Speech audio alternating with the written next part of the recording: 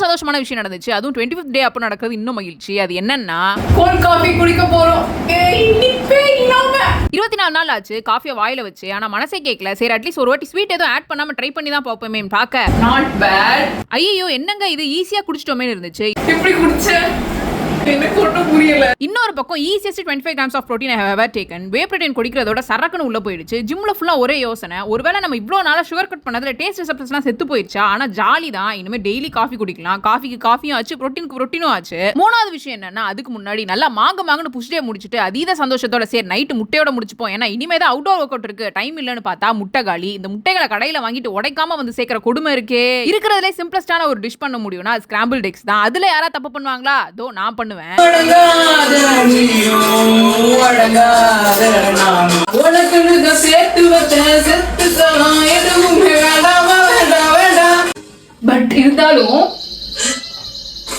But இருந்தாலும் எனக்கு நீ ஈஸியா பேசி பேசி கரெக்ட் பண்ணுவேன்.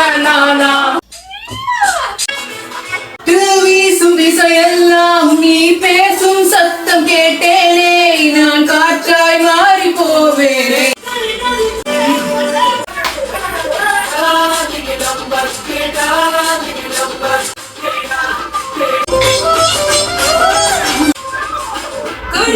எடுத்தாலும் மன சேருவாங்க பெண்ணா.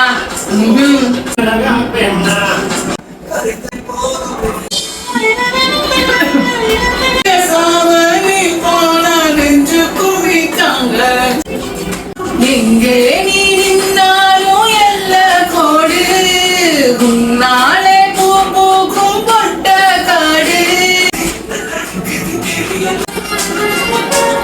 லவ் பண்ற மாதிரி பாப்பீங்களா, லவ் பண்ற மாதிரி பேசிக்கலாம்.